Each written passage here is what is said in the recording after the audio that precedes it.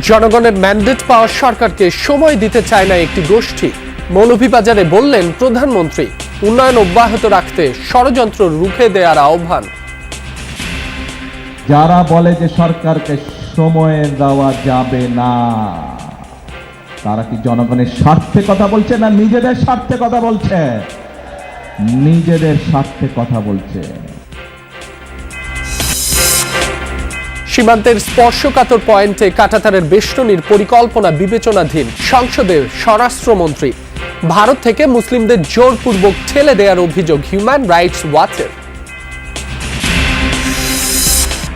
রাজধানীর আদাবরে পুলিশকে কুপিয়ে আহত করার ঘটনায় এক্সেল বাবুসহ ৬ সন্ত্রাসী গ্রেফতার। র্যাবের জালে কবজি কাটা আনোয়ার গ্রুপের সদস্যরাও।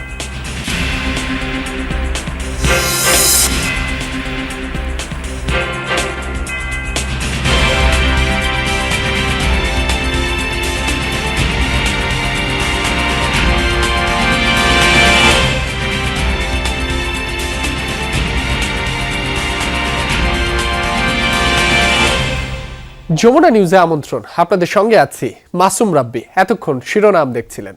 জনগণের ম্যান্ডেট পাওয়া বিএনপি আগামী ৫ বছর দেশ পরিচালনা করবে।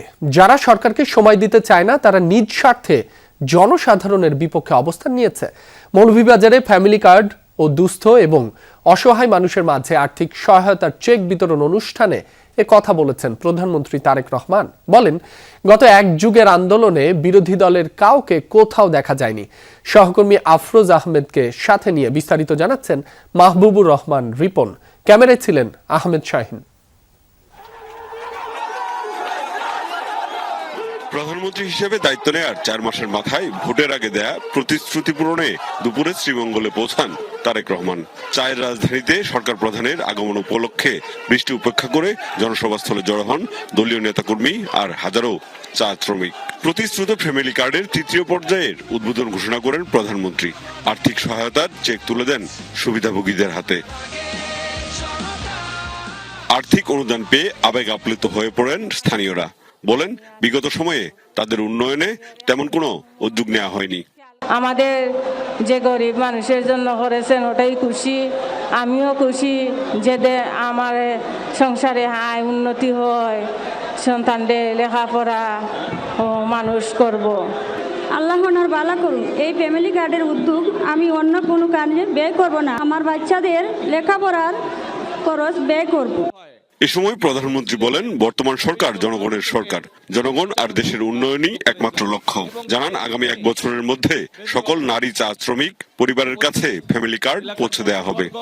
১৫০ জনের মতন চা শ্রমিক পরিবারের সন্তানদেরকে আমরা স্কলারশিপ দিয়েছি। প্রতিবন্ধী মানুষ কয়েকজন এসেছেন এই মঞ্চে, তাদের হাতে তাদের চিকিৎসার জন্য আমরা ৫০,০০০ কাউকে ১০,০০০ কাউকে আমরা টাকাটা তুলে দিয়েছি। আগামী ১ বছরে ৪০ লক্ষ পরিবারের কাছে যেমন ফ্যামিলি কার্ড তুলে দিব, ৪০ লক্ষ কৃষকের কাছে আমরা কৃষক কার্ড তুলে দিব। প্রধানমন্ত্রী বলেন, উন্নয়ন বাধাগ্রস্ত করতে ষড়যন্ত্র শুরু হয়েছে। বলেন, যারা দেশ ছেড়ে পালিয়েছে তাদের সাথে স্বাধীনতার আগে ও পরে এসব ষড়যন্ত্রকারীরাই ছিলেন। জানান, আর একটি টাকাও পাচার হতে দেয়া হবে না। জনগণের টাকায় জনগণের উন্নয়ন হবে। যারা বলে কোত্থেকে আসবে ফ্যামিলি কার্ডের টাকা, কোত্থেকে আসবে কৃষক কার্ডের টাকা, কোত্থেকে আসবে, তাদের উদ্দেশ্যে বলতে চাই, এই জনগণের টাকা আর পাচার হতে দেব না আমরা। জনগণের টাকা দিয়ে জনগণের জন্য কাজ করা হবে। পরে মৌলভীবাজার সরকারি উচ্চ বিদ্যালয় মাঠে সরকার প্রধান বলেন, জনগণই ঠিক করেছে আগামী ৫ বছর দেশ চালাবে বিএনপি। যারা বলে সরকারকে সময় দেওয়া যাবে না, তাদের সমালোচনা। যারা বলে যে সরকারকে সময় দেওয়া যাবে না, তারা কি জনগণের স্বার্থে কথা বলছে না নিজেদের স্বার্থে কথা বলছে? নিজেদের স্বার্থে কথা বলছে। এই জনগণই আমাদেরকে ১২ তারিখের নির্বাচনে সরকার গঠনে সহায়তা করেছে। দেশ গড়তে হলে সবার হাতকে কাজে লাগানোর কথাও বলেন তারেক রহমান। এই দেশকে যদি গড়ে তুলতে হয়, সকলে আমাদেরকে হাতে হাত মিলিয়ে একসাথে কাজ করতে হবে। আজকে এই যে ফ্যামিলি কার্ড ক্ষমতা গ্রহণের 4 মাসের মাথায় প্রধানমন্ত্রী তারেক রহমান এলেন চায়ের রাজধানী শ্রীমঙ্গলে। নির্বাচনের আগে দেয়া প্রতিশ্রুতি অনুযায়ী মানুষের হাতে তুলে দিলেন ফ্যামিলি কার্ড। বললেন এই সরকারের অন্যতম লক্ষ্য মানুষের জীবনমানের উন্নয়ন। মাহবুবুর রহমান রিপন, যমুনা নিউজ, শ্রীমঙ্গল। 2018 সালের সেমিফাইনালের স্মৃতি ভুলে বিশ্বকাপের মিশন শুরু করতে যাচ্ছে বিশ্বকাপের অন্যতম ফেভারিট দল ইংল্যান্ড। গ্রুপ পর্বের প্রথম ম্যাচে তাদের প্রতিপক্ষ ক্রোয়েশিয়া। টেক্সাসের স্টেডিয়ামে এল গ্রুপের প্রথম ম্যাচটি অনুষ্ঠিত হবে বাংলাদেশ সময় রাত 2টায়। তারকাবহুল দল নিয়ে বিশ্বকাপে অংশগ্রহণ করছে থ্রি লায়ন্সরা। Jude Bellingham, Bukayo Saka, Declan Rice ও হ্যারি কেইনরা আছে দারুণ ছন্দে। অন্যদিকে ক্রোয়েশিয়া 2018 সালের সেমিফাইনালের ম্যাচটির পুনরাবৃত্তি করতে চায়। এই লক্ষ্যের কথা জানিয়েছেন ক্রোয়েশিয়ার কোচ জলাতকো দালিচ। অভিজ্ঞতা সম্পন্ন দলটিতে রয়েছে ইভান পেরিসিক, পেতর সুচিস ও লুকা মদ্রিচের মতো তারকা ফুটবলাররা।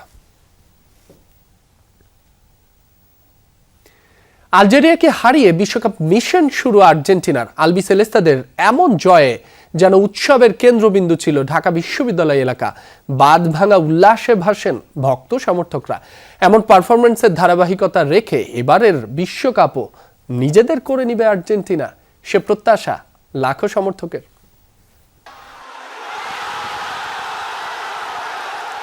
ফুটবল বিশ্বকাপের মঞ্চে আর্জেন্টিনার উড়ন্ত সূচনা। প্রথম ম্যাচেই আলজেরিয়াকে 3-0 গোলে উড়িয়ে দিল আলবিসেলেস্তারা।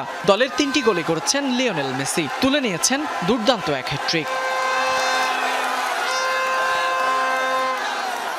বাংলাদেশ সময় সকাল 7টায় শুরু হওয়া ম্যাচটি দেখতে রাত থেকেই ঢাকা বিশ্ববিদ্যালয়ের টিএসসিতে জড়ো হন হাজার হাজার আর্জেন্টাইন সমর্থক। বড় পর্দায় প্রিয় দলের খেলা দেখতে জার্সি আর পতাকা হাতে রাত থেকেই ভিড় করেন তারা। আমরা এখানে এসেছি রাত 12টা 12:30টায়, কারণ আমাদের ইচ্ছা এনভায়রনমেন্টটাকে নিচে করার, এনভায়রনমেন্টটা করে তারপর আমরা খেলা দেখবো। আলহামদুলিল্লাহ অনেক এত ক্রাউড সবাই আসছে, এটাই ভালো লাগছে। রাত 4টা বাজে আমরা বাসা থেকে রওনা দিছি, এখানে 4:30 বাজে আসছি। আমাদের ঘরে যাবেন, ইনশাল্লাহ এখানে 4টা স্টার হবে, 4টা ইনশাল্লাহ আমরা খুব প্রত্যাশা রাখতেছি। মেসির হ্যাট্রিকের পর যেন উৎসবের নগরীতে পরিণত হয় টিএসসি। বাঁশিয়ার স্লোগানে মুখর হয়ে ওঠে পুরো এলাকা। আমরা খুবই এক্সাইটেড, মেসি 3টা গোল দিয়েছে। 2026 বিশ্বকাপ ওয়ার্ল্ড কাপ জিতে 3 স্টারের সাথে 4 স্টার লাগিয়ে আমরা বিশ্বকে দেখিয়ে দিব Argentina best number 1 team. Argentina love you, Lionel Messi I love you. আমরা যখন মেসির খেলা দেখি মনে হয় যে সুইট 16। আমরা এক্সপেক্ট করি যে ও যেন আরো আরো আরো খেলতে পারে। মেসির ইতিহাস গড়ার দিনে হতাশা আর পরাজয়ের দুঃখে টিএসসি ছাড়েন প্রতিপক্ষের সমর্থকরা। দুর্বলের সাথে খেলে কোনো বাহাদুরি নেই। আর্জেন্টিনা দুর্বলের সাথে খেলে খুবই বাহাদুরি করছে, কিন্তু সামনে আরো ভয়ঙ্কর দিন অপেক্ষা করছে আর্জেন্টিনার জন্য। আলজেরিয়া খারাপ খেলে না, বাট ওদের ফিনিশিং এ দুর্বলতা ছিল আর কি, জন্য গোল পায় নাই, তাও গোল হইতো। আর্জেন্টিনা ভালো খেলছে, আলজেরিয়াও খুব চেষ্টা করছে, মানে যাই হোক যা হয়েছে ভালোই হয়েছে। শুধু টিএসসি নয়, এদিন ঢাকা বিশ্ববিদ্যালয়ের মহসিন হল মাঠেও বড় পর্দায় খেলা দেখেন হাজার হাজার ফুটবল প্রেমীরা। সকালবেলার ম্যাচ ঘিরে ছিল দর্শকদের ব্যাপক আগ্রহ। আর্জেন্টিনার দুর্দান্ত জয়ে উচ্ছ্বাস ছড়ায় সর্বত্র। খেলা দেখতে আসছি 7টায়, আর টিএসসিতে জায়গা পাইনি, তারপর মহসিনের মাঠে আসছি। আমি আগেও প্রেডিক্ট করছি যে গোল দিবে, তারপরও মাঠে এসে এটা দেখার পর আমার অনেক ভালো লাগছে। রাজধানী ছাড়াও ব্যাপক উৎসাহ উদ্দীপনায় দেশের বিভিন্ন জায়গায় বড় পর্দায় খেলা দেখার আয়োজন করেন ফুটবল প্রেমীরা। ফেনী, রাজশাহী ও রংপুরেও খেলা দেখেন ভক্তরা। এ সময় আর্জেন্টিনার জয়ে উল্লাসে ফেটে পড়েন তারা। আর্জেন্টিনার এমন দাপুটে জয়ে সমর্থকদের প্রত্যাশা বাড়ল কয়েক গুণ। তাদের দৃঢ় বিশ্বাস মেসির নেতৃত্বে এবারও বিশ্বকাপের শিরোপা জয় করবে আকাশী সাদার দলটি। ফয়সাল মাহমুদ, যমুনা নিউজ, ঢাকা। ইনজুরি কাটিয়ে ব্রাজিলের বিশ্বকাপ স্কোয়াডের সাথে অনুশীলনে যোগ দিয়েছেন নেইমার জুনিয়র। মঙ্গলবার নিউ ইয়র্কের বাইরে দলের বেস ক্যাম্পে বল পায়ে দেখা যায় দলের সবচেয়ে বড় তারকাকে। তাকে গার্ড অফ অনার দেন ব্রাজিল সতীর্থরা। তবে সেলেসা ভক্তদের জন্য এখনই কোনো সুখবর আসছে না, কারণ ম্যাচের জন্য ফিট হতে এখনো বেশ দূরে রয়েছেন তিনি। দলে ফিরলেও পূর্ণাঙ্গ অনুশীলনে যোগ দেননি নেইমার। ফিটনেস ফিরে পেতে হালকা রানিং এবং ফিটনেস ট্রেনিং এর মাঝেই সীমাবদ্ধ ছিলেন তিনি। ম্যাচের জন্য সবুজ সংকেত পাননি মেডিকেল টিমের কাছ থেকে, তাই হাইতি ম্যাচে নেইমারকে নিয়ে বাড়তি কোনো ঝুঁকি নিতে চান না কোচ কার্লো আনচেলত্তি। যুক্তরাষ্ট্রের সঙ্গে বাণিজ্য চুক্তি বাংলাদেশের অবস্থান শক্তিশালী করতে ভূমিকা রাখবে বলে সংসদকে জানিয়েছেন পররাষ্ট্রমন্ত্রী ডক্টর খলিলুর রহমান। জাতীয় সংসদ অধিবেশনে গাজীপুর ৫ আসনের সদস্য AKM ফজলুল হক মিলনের প্রশ্নের জবাবে পররাষ্ট্রমন্ত্রী খলিলুর রহমান এই আশাবাদের কথা জানান। রপ্তানি বাজার সম্প্রসারণে বিভিন্ন উদ্যোগের কথা তুলে ধরে মন্ত্রী বলেন, এই চুক্তির মাধ্যমে মার্কিন তুলা ব্যবহার করে উৎপাদিত তৈরি পোশাকের ক্ষেত্রে শূন্য শুল্ক সুবিধা নিশ্চিত হয়েছে। চুক্তিটি বৈদেশিক বিনিয়োগ আকর্ষণ, জ্বালানি নিরাপত্তা জোরদার এবং বৈশ্বিক সরবরাহ ব্যবস্থায় বাংলাদেশের অবস্থান আরও শক্তিশালী করতে ইতিবাচক ভূমিকা রাখবে বলে আশা করা হচ্ছে। ভারত সীমান্তে স্পর্শকাতর স্থানে কাঁটাতারের বেড়া নির্মাণের পরিকল্পনা গ্রহণের কার্যক্রম বিবেচনাধীন বলে সংসদকে জানিয়েছেন স্বরাষ্ট্রমন্ত্রী সালাউদ্দিন আহমদ। সংরক্ষিত আসনের সংসদ সদস্য নীলোফার চৌধুরী মনির প্রশ্নের জবাবে স্বরাষ্ট্রমন্ত্রী বলেন, সীমান্তে BSF এর কর্তৃক নিরীহ বাংলাদেশি নাগরিক হত্যা অত্যন্ত দুঃখজনক এবং মানবাধিকারের সুস্পষ্ট লঙ্ঘন। সংসদে প্রশ্ন জিজ্ঞাসা ও টেবিলে উপস্থাপিত উত্তরে মন্ত্রী জানান, 2024 সালের 5 আগস্ট থেকে BSF এর পুশিন করা 2369 জনের মধ্যে 11 জনকে হস্তান্তর করা হয়েছে, 183 জনকে পুশ ব্যাক করা হয়েছে, বাকিদের থানায় হস্তান্তর করা হয়েছে। ভারতের পশ্চিমবঙ্গের বিধানসভা নির্বাচনের পর BSF এর 36টি পুশিন চেষ্টা BGB প্রতিরোধ করেছে। বিজিবি BSF মহাপরিচালক পর্যায়ের সীমান্ত সম্মেলনে বিষয়টি অত্যন্ত জোরালোভাবে উত্থাপন করা হয়েছে বলেও জানান স্বরাষ্ট্রমন্ত্রী। মন্ত্রী বলেন, দ্বিপাক্ষিক বৈঠকে বাংলাদেশ সরকারের পক্ষ থেকে সবসময়ই সীমান্তে আত্মরক্ষার অজুহাতে মারাত্মক বা প্রাণঘাতী অস্ত্র ব্যবহারের তীব্র বিরোধিতা করা হয়েছে। ক্ষতিপূরণ ও জবাবদিহিতার বিষয়টি পরোক্ষভাবে চাপ সৃষ্টি করা হয়েছে বলে সংসদকে জানান Salauddin Ahmad.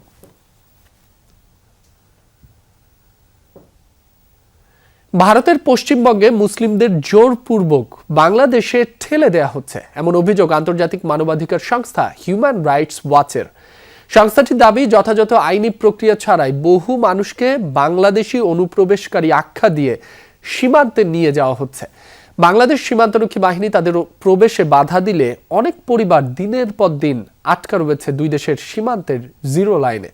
Human rights watch বলছে, এসব পদক্ষেপ মৌলিক মানবাধিকার ও আন্তর্জাতিক আইনের পরিপন্থী। অন্যদিকে ভারতীয় কর্তৃপক্ষের দাবি, দেশে অবৈধভাবে অবস্থানকারী বাংলাদেশিদের নিজ দেশে ফেরত পাঠানোতে এই উদ্যোগ নেওয়া হচ্ছে। বাংলাদেশ বলছে, নাগরিকত্ব যাচাই ও আনুষ্ঠানিক প্রক্রিয়া ছাড়া কাউকে গ্রহণ করা হবে না। রাজধানীর মোহাম্মদপুরের শীর্ষ সন্ত্রাসী ফরিদ আহমেদ বাবু ওরফে এক্সেল বাবু ও কবজিকাটা আনোয়ার গ্রুপের second in command Abu Saeed সহ 6 জনকে গ্রেফতার করেছে র‍্যাব 2। আদাবরের ছিনতাইকারী ধরতে গিয়ে পুলিশকে চাপাতির আঘাতে আহত করার ঘটনায় পরিচালিত অভিযানে গ্রেফতার করা হয় তাদের। চক্রের অন্য সদস্যদের ধরতেও অভিযান অব্যাহত রাখার কথা জানিয়েছে র‍্যাব। মঙ্গলবার দুপুরে আদাবরের ঢাকা উদ্যানের ডেল্টা গার্মেন্টসের পাশের বাড়ি থেকে মালামাল লুট করে নিয়ে যায় একদল সন্ত্রাসী। একই দিন সকালে আদাবর শেকেরটেকে বিকাশের দোকানে চাপাতি আর সামুরাই দিয়ে কুপিয়ে লাখ টাকা ছিনিয়ে নেয় অস্ত্রধারীরা। পরপর দুটি ঘটনায় নড়েচড়ে বসে প্রশাসন, নামে অভিযানে। পুলিশের অভিযানে সন্ত্রাসীদের ছুরিকাঘাতে আহত হন আদাবর থানার ওসি আর এক এসআই। আত্মরক্ষায় পুলিশ গুলি চালালে আহত হন 4 জন। তাদের গ্রেফতার করা হয়। সিকিউরিটি গার্ড ভিতরে গেছে, এর মধ্যে স্যারেরা আইসা ওইটার মধ্যে মনে করেন ওনাদেরকে আটক করছে। ওই গেট লাগানো ছিল, ওইখানে হাতাহাতি পারাপারি গোলাগুলি হয়েছে। এই পাম্পের সামনে এখানে ওখানে বড়ি গেট দিয়ে মোবাইল নেয়, ফোলান কোবাই, এই করে সেই করে, বালুর মাঠের ফোলাবাই। সিসিটিভি ফুটেজ ধরে অভিযান চালায় র‍্যাব 2। মোহাম্মদপুর ও মিরপুরের পীরেরবাগ থেকে গ্রেফতার করা হয় ছিনতাই ও পুলিশের উপর হামলার পরিকল্পনাকারী সহ 6 জনকে। রাজধানীর মোহাম্মদপুর ও মিরপুরের পীরেরবাগ এলাকায় সাঁড়াশি অভিযান চালিয়ে মোহাম্মদপুরের শীর্ষ সন্ত্রাসী ফরিদ আহমেদ বাবু ওরফে এক্সেল বাবু এবং কবজিকাটা আনোয়ার গ্রুপের second in command Abu Saeed, Rashed Khandakar, Mohammad Milton, Mohammad Tousif, Mohammad Tarikul Islam সহ মোট 6 জন ছিনতাইকারীকে গ্রেপ্তার করতে সক্ষম হয়। র‍্যাব বলছে, গ্রুপটি দীর্ঘদিন ধরে মোহাম্মদপুর ও আদাবর এলাকায় মানুষকে জিম্মি করে অপরাধ করে আসছিল।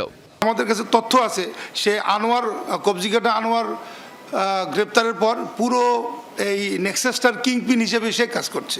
ছিনতাইকারী এবং সন্ত্রাসী গোষ্ঠীগুলোকে এক দ্রুততম সময়ে কোনো বিচার প্রক্রিয়ার মাধ্যমে, কোনো ট্রাইব্যুনালের মাধ্যমে যদি এটা করা যেত, তাহলে আমার মনে হয় জনগণ আরো বেশি নিরাপদ বোধ করত।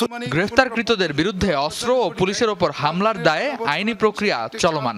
এলাকার একটি বিকাশের দোকানে ঢুকে বিকাশের এজেন্ট রেদওয়ান আহমেদ, যমুনা নিউজ, ঢাকা।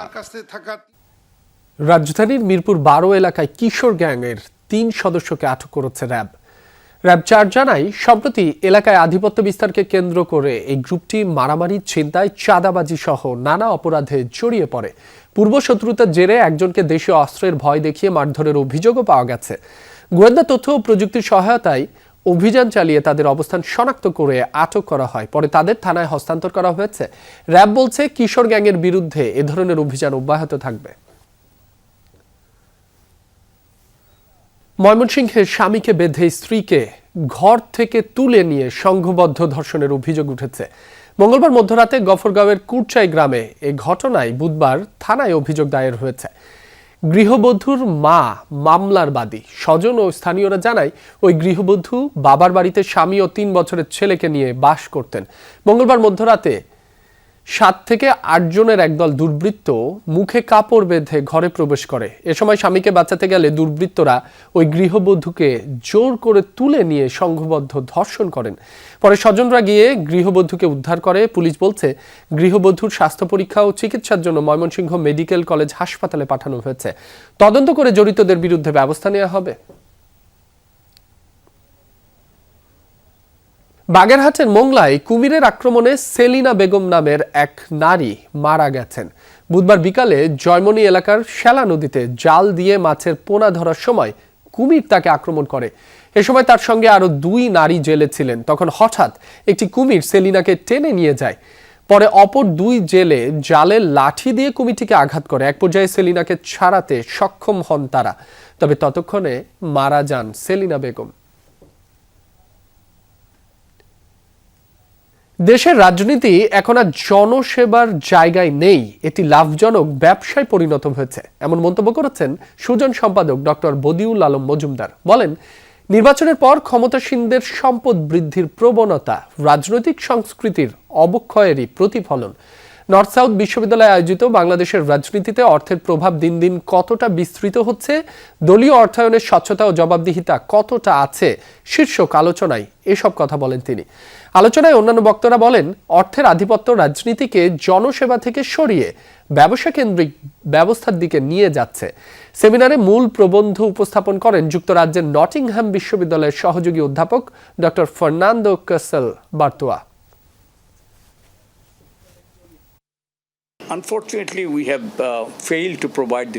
দেশের রাজনীতি এখন আর জনসেবার জায়গায় নেই, এটি লাভজনক ব্যবসায় পরিণত হয়েছে। যদি রাজনৈতিক দলের অর্থায়নে স্বচ্ছতা নিশ্চিত না করা যায়, তবে গণতন্ত্র আরও সংকটে পড়বে। গত 4 মাসে নারায়ণগঞ্জের রূপগঞ্জ উপজেলার উন্নয়নে 400 কোটি টাকারও বেশি বরাদ্দ দিয়েছে সরকার, যা দেশের অন্য যে কোনো উপজেলার তুলনায় সর্বাধিক। এমনটাই জানিয়েছেন স্থানীয় সংসদ সদস্য মুস্তাফিজুর রহমান ভুইয়া দীপু। বুধবার দুপুরে রূপগঞ্জ উপজেলা অডিটোরিয়ামে দুস্থ ও অসহায় মানুষের মাঝে খাদ্য সামগ্রী এবং ঢেউটিন বিতরণ অনুষ্ঠানে যোগ দেন তিনি। প্রধান অতিথির বক্তব্যে বলেন, রূপগঞ্জকে এমনভাবে সাজানো হবে যাতে এর সৌন্দর্য ও উন্নয়ন শুধু দেশেই নয়, আন্তর্জাতিক পর্যায়েও আলোচিত হয়। পরে উপজেলা কমপ্লেক্সে নিজের জন্য বরাদ্দ নতুন অফিস উদ্বোধন করেন তিনি। এই ছিল যমুনা নিউজের এখনকার আয়োজনে। এতক্ষণ যারা সাথে ছিলেন সবাইকে ধন্যবাদ।